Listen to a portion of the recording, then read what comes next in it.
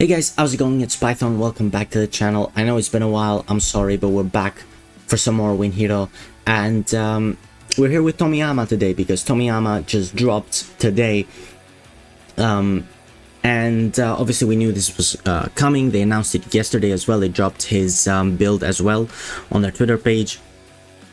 But I couldn't make a video about it like I usually do.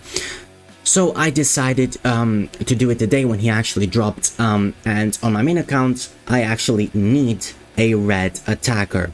Well, I need it because I didn't have either red Suo or red Kaji. I only had Sakura. So I did a pull and I actually managed to get him. I got him on one of my other accounts as well, and I did so without actually checking him out, checking his build.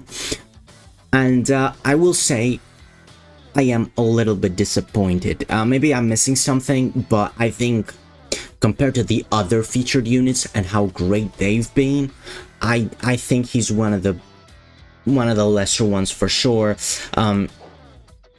So yeah, I did manage to pull him. I haven't leveled him up or anything yet. I definitely will, because he's better than having not a red unit. I'm not saying he's bad, by the way. I'm just saying that compared to the other featured units, like I'm thinking actually, let me just show you,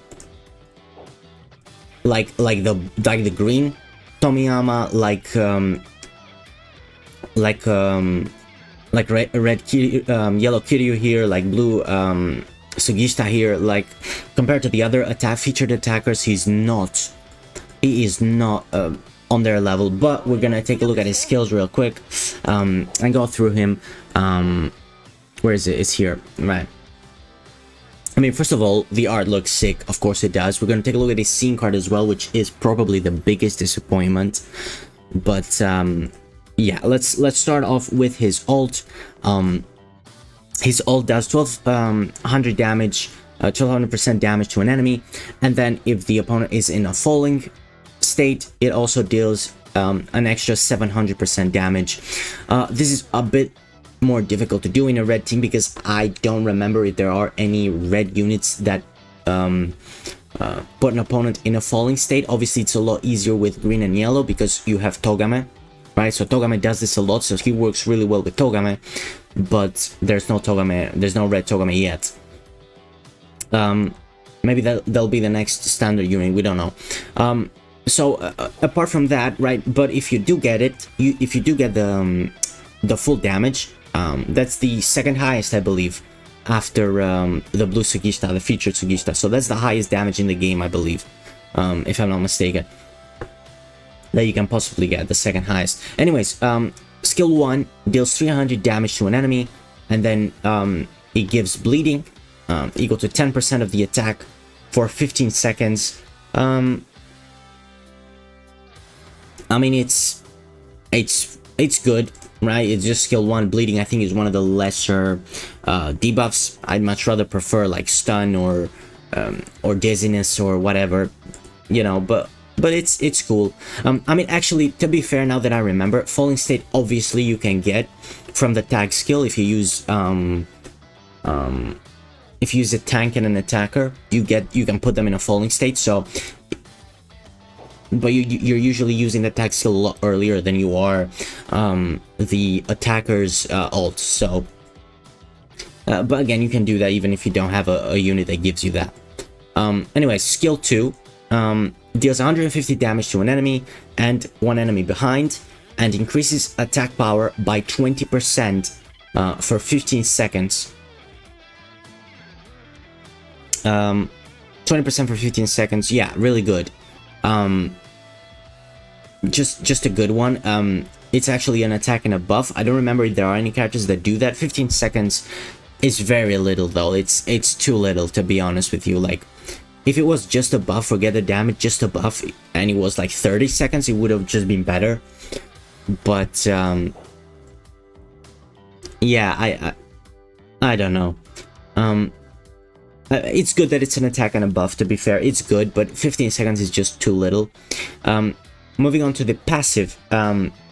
And this is where I'm a bit confused, right? So the passive says that every time you get a buff up to 3 times, you increase damage dealt by 5% 3 times for 90. So the thing is, you can use the skill 3 times, right? For 90 seconds is what I mean. So you can use it 3 times, right? And then the buff that you get, the damage dealt increase, is 5% 3 times. So does that mean it's just 15% then? Is that what it means? But it's just the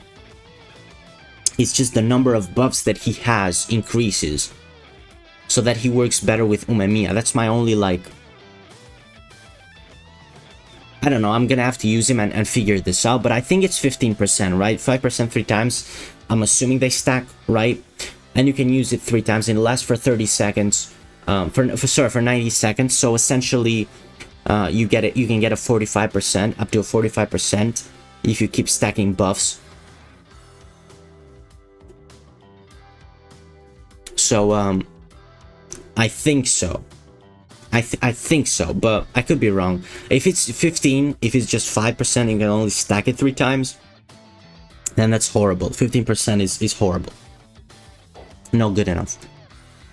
And now the biggest disappointment is the scene card, which I already have because you can get it for free at the event. So I already got it, and the scene card says at level 5, of course, that at the start of the wave, if you are in the middle row, you increase your evasion rate by 40%, as long as you're in the middle row, and that's it. No damage increase for an attacker. That is horrible. That is so bad. I'm sorry, like, evasion rate for an attacker. I mean, I get it, there are certain stages where you need that, but no. This is not. I'm not happy at all with this. I am not happy at all with this. With the scene card, the biggest disappointment is without a doubt the scene card. But then again, if I show you this in my account, I've had a lot of luck with the featured units, but as far as the standard units go, to be fair, I did pull Hiragi. Like, I don't remember when, but I did pull him quite recently. But other than that, look at how many red units I was missing. Look at that. More than half the units that I'm missing, the standard units, are red. So I definitely needed a red attacker, to be fair. I think I'm gonna be able to get Su up quite soon, yeah. But it's fine. I think he's yeah, I think he's a bit disappointing, but maybe I'm missing something, I don't know.